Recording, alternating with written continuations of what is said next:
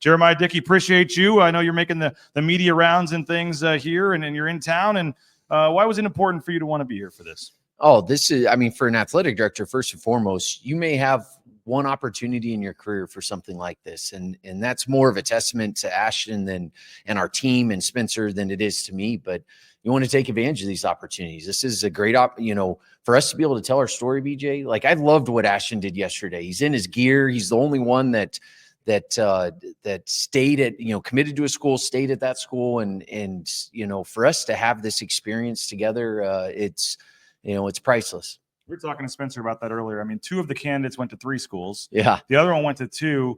And given the who knows what's going to happen with the House settlement and revenue sharing and all this, but given the current landscape, I mean, I think he might be one of like a dying breed. I mean, to find a guy that at a traditional power, whatever school, and to have the stats and the accolades that he does, and to have not left and never left. I don't know. I hope there's going to be more like him, but it doesn't seem, I mean, he just truly does, as Spencer says, it seems like he's built different. No, he absolutely is built different. But that's our culture. Culture is king. It's not always going to be about the dollars and cents. Do resources matter? Absolutely. But when you see what's happening in our industry, it frustrates me, what Ashton did and what our culture is, in terms of pouring into our student athletes, preparing them for life. And once a Bronco, always a Bronco. He cemented his legacy, till the end of time. And that makes me really proud to be the athletic director during his time here. He's such a phenomenal kid.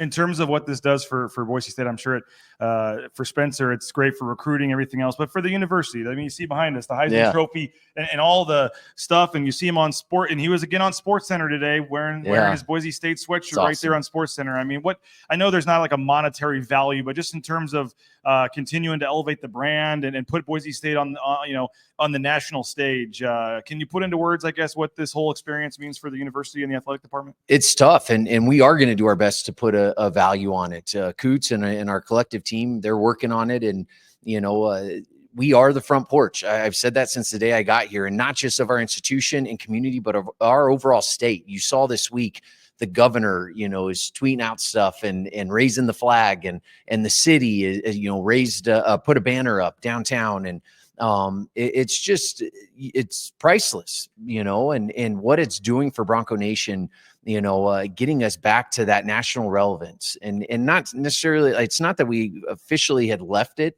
but when you have that gap from the last Fiesta Bowls to present day, to have something like, the Heisman and even the Doak and the other awards he won, it's truly impactful for us and what we're doing and continuing to tell that story and expand. We're never a finished product. We're always going to look at what's next, and what Ashton and this team has done has really elevated and created a foundation that we're going to build off of. We are prepared for this success. Spencer gave us his version of the story. We'd love to hear yours, but he mentioned right after he was named the head coach, kind of a meeting that he and you had with Ashton and his dad, I believe. And just I don't know if you had talked at all before you officially hired Spencer to Ashton or what, but just from the athletic director's perspective, I know a lot was going on behind the scenes with the collective and stuff that you guys aren't theoretically involved in, but just what can you say about Ashton Jeanty and how huge that was a year ago when he decided to stay? Yeah, we knew teams were going to come after Ashton. I mean, his work and stats speak for themselves. And so it wasn't a surprise when we started to hear from him and his family about the number of people reaching out. And, Spencer and I did connect, but, it's important to want to be a Bronco first and foremost. We're never going to lead with the collective and anything like that. You got to really want to be a Bronco. And you could say that from my chair. You could say that from Spencer's and really anyone else on our team. And so sitting down with Ashton and seeing Spencer and their relationship and him asking him, Ash, do you want to be here? And without hesitation, I want to be a Bronco. And it gives me chills even thinking about it. And obviously, Ashton, we did everything we possibly could for who we are.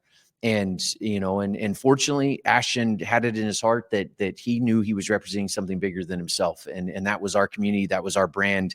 And he wanted to be a Bronco. And I'll never forget it. I mean, the legacy that he has here. I mean, like I said earlier, he could have gone to Georgia or Oregon or something for 1 year, and then maybe be welcomed back just because of what he did. But I mean, it wouldn't have been the same. I mean, someday he deserves to have a statue out front, or whatever you guys are someday going to do for in terms of immortalizing some of these greats. But I mean, it's it's just crazy to think about what that decision to come back and do. Yeah, could he have made a little more money somewhere else? But I mean, the way it's worked out, I don't think he in a private, quiet conversation would admit that it could have gone any better either.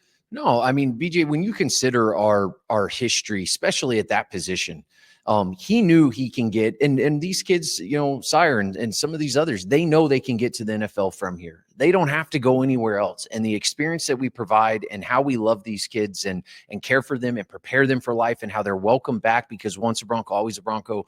I know that mattered to him.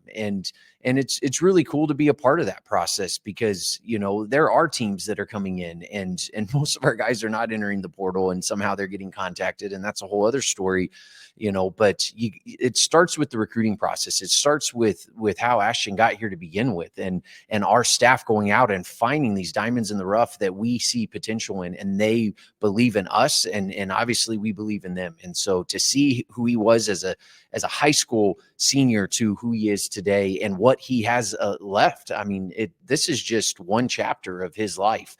Ashton's going to be phenomenal in whatever he decides to do. And obviously the next step for him is the NFL, and we're pulling for him. And I know our whole state is at this point. Jeramiah Dickey, our guest here on Bronco Nation News. We're live from the Marriott Marquis here in New York City, getting ready for the Heisman Trophy Ceremony tonight. And I remember standing on the field at the LA Bowl last year, and one of your marketing people was walking around with a box of T-shirts, and the original kind of debut of the Heisman logo and the shirt. And I'm going to call it like it is. That's a little gutsy. It's a group of 5 running back, and I know he had a great year, but I mean, before the other year's already over, kind of announce that you're going to go on a huge Heisman campaign, and to put it out there like that with the logo and all that, and then just to see the way he's backed it up with the very first game doing the pose, after the big run at Georgia Southern, and just the way it all worked out, there was a lot of pressure on him to back it up. And maybe you all knew that that's who he was and he would, but the way it's from that day when you started that campaign to actually get him and see that you're going to be in that room tonight, it's pretty remarkable that he backed it up the way he did. Yeah, I think it goes back to everything I've said. It's plan the work the plan. And we don't depend on luck. We knew who he was. We knew he was going to back it up. It was just letting the nation know. And, with the last year's struggles and how it ended, which was epic in its own right, we went back and said, look, we are going to be upfront on this. We are not going to operate in fear. We are going to put ourselves out there, and we know who we are. We know what we represent. And, and that was important to us. And it was important to Ash. He deserves it. He had earned that opportunity, and I'm really proud of our team for all the time, effort, and energy they put into his campaign. And Ashton had to go out, and obviously you couldn't have asked for a better start in terms of that Georgia Southern game. And it really catapulted us. But like I said, I don't believe in luck. It's do the work and trust the process, and be prepared for the success when it happens. And I believe we've checked all those boxes, and we're going to continue to move forward. What do you have, about 300 student athletes, or what do you know? 350 plus. Okay. And you try to have a relationship, I assume, with all of them. And I know that's very hard to do, but what is your relation? I know you're obviously around the football program, probably more than maybe some, but what is your relationship like with Ashton, and just on a personal level, to see him and his family here get to experience this? What does this mean to you? Yeah, I mean, for a leader of a department and someone who cares very much about their student athletes, and, I'm going to try not to get emotional. I love these guys and how they, show up, and it's a lot less of what the fans see in terms of the play on the field. That goes without saying. And those are the things we can't control. These are 18 to 22-year-olds. They have good and bad games, whatever, but we are there to support them. And to have a guy like Ash and see him as a freshman, especially being from Texas and him coming from Texas, I know he's from a lot of places. Those Texas guys, have a special place in my heart. And, it's just been really cool to see him mature and grow. And I mean, not many student athletes could handle what he handled this year. We brought extra security on the road, and he had to change his cell phone. And so, my relationship with him consisted of me giving him hugs every time I could see him and just telling him, I love you, man, and I'm here if you need me. And he's just a good person. Like, I don't even know how that should be enough. He's just a good person. And, and people like that you want to fight for. And I'm willing to fight for Ash. He absolutely deserves this award. I think it would be a travesty if he doesn't get this award. And I know every AD is going to say that, but what he's done on the field this year has, it may never be done again. And I'm just really proud to be a part of it with him. Yeah, 800 more rushing yards than the next guy on the list or whatever, and 131 yards from breaking Barry Sanders' record. It's pretty crazy. Not to put you on the spot here, but I know that a lot of people are saying, "Oh, when the statue gets built, throw in the number to retire, whatever." I know that's for a decade plus or whatever. I mean, there's been previous plans that were announced that didn't end up happening and things. But I mean, what in terms of whether it's improving the Hall of Fame or doing something in terms of a wall of a ring of honor, something. What can you say in terms of, have there been any kind of early discussions, or is that a hope of yours, even if it's 5-10 years down the road, to do something to honor some of the all-time greats here? It's not a hope. It's going to get done. We actually created a committee.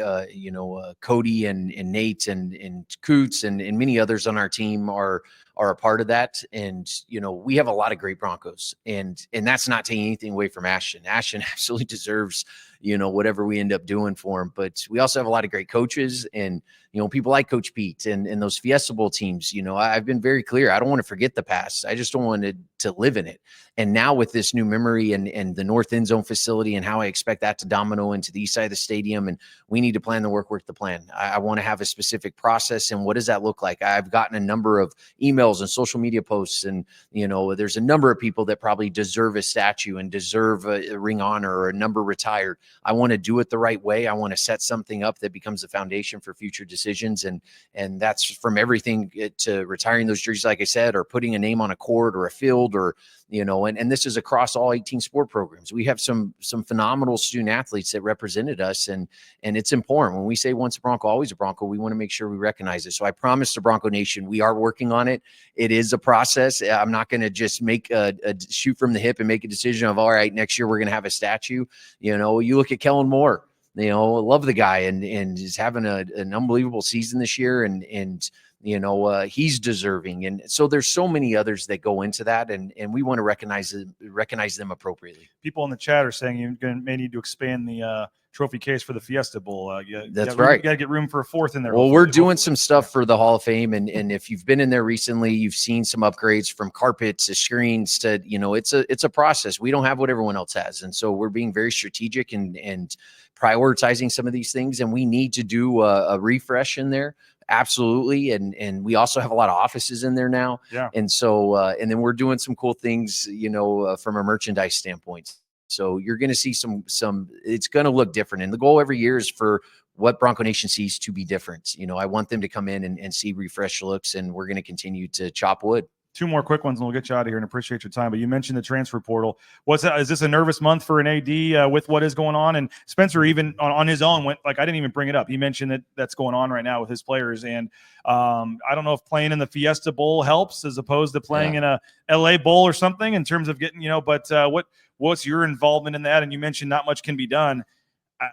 I mean, with school starting when it does, you can't really push the window back, right? I mean, there's just not right now. That's just kind of the dirty part of the business side of college football. I don't know what the solution is. If I did, I would have already tweeted it out, or, but there's always a solution, and we got to get the right people in the room. And it is chaotic. I feel so bad, and people can say, these coaches and what they get paid and whatever else. It is an extremely stressful time. My assumption was Spencer nervous?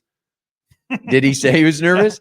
I haven't asked it. He just said Spencer's always. He just said it's another thing you have to deal with. I'm honestly, BJ, I'm not nervous, man. I'm going to control what we can control, and my job, and in terms of my involvement in that, I lean on Spencer and those guys to tell me, who is of value and whatever else. I know he loves every single one of those kids, and my job and our team's job is to go out and find the resources, and that's what we've been doing.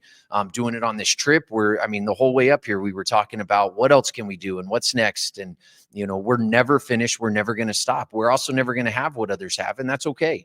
You know, you got to want to be a Bronco, and Ashton's a perfect example, and many others on our team, quite honestly.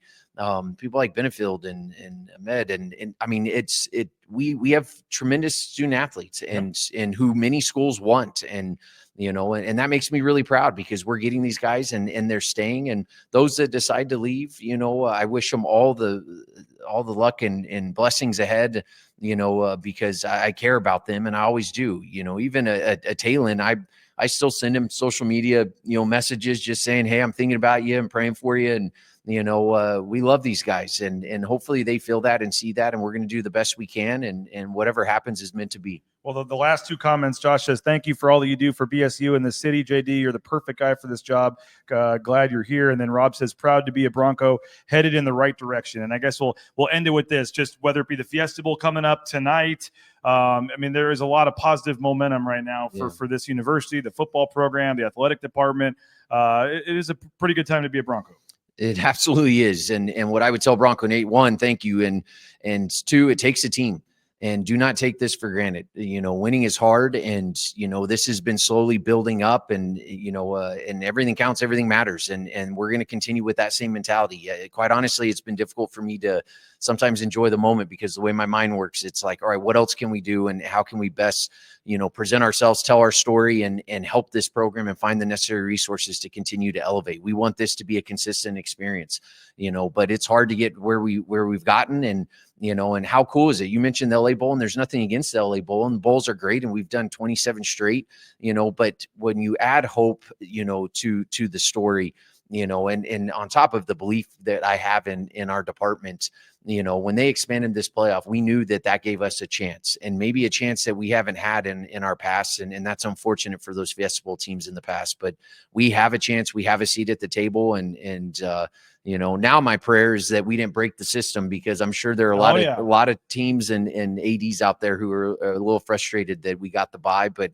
you know, this has been a phenomenal season. And when you think about the story that every day, and maybe it's because I was paying attention to it more, what it did for our fan bases and the back and forth with other fan bases, that's great. That's what our sport's about. It's being competitive and being in a position to compete on a national level. And the fact is we were able to do that this year, and that made it so much more powerful for us. So I'm grateful. Kudos for the patience you had in letting the goalpost come down, because after about 15, I thought it was cool, but after about 15, 20 minutes, they were really struggling. And I thought I wouldn't have blamed you guys. All right, you had your chance, you tried, you couldn't get it, and you let them stick with it. And I don't know how close you were to pulling the plug, but they got it done. And somebody said the goalpost needs to be in the Hall of Fame at some point too. Yeah. But that was a pretty cool night. We're working on getting the goalpost back. You know, shout out to those fraternities that got into the river at 2 or 3 in the morning. Yeah. I mean, that's pretty remarkable. But everyone's great, man. And that is something that we'll take into account. And, you know, we were fortunate, like we needed, like most things, we are always upgrading, and those posts needed to come down.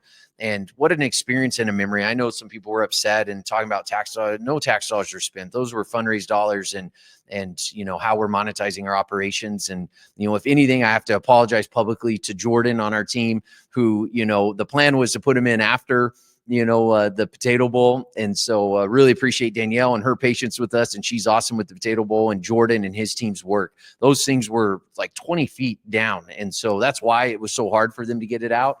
But they're out, and the new ones are going in this week. And it's what's next. Made them go for 2 at that end of the end zone. Right. Every time. Right. Yeah, that would have made the bowl game a little more fun. Yeah. Jeremiah, I appreciate your time. Somebody said if they're building statues, you got to leave spot for one for yourself also. So appreciate you, Jeremiah, for your time. And it's a special day for you in this department, and try to soak it all in today. Thanks, man. I appreciate you being here too. And go Broncos. Thank you, Bronco Nation.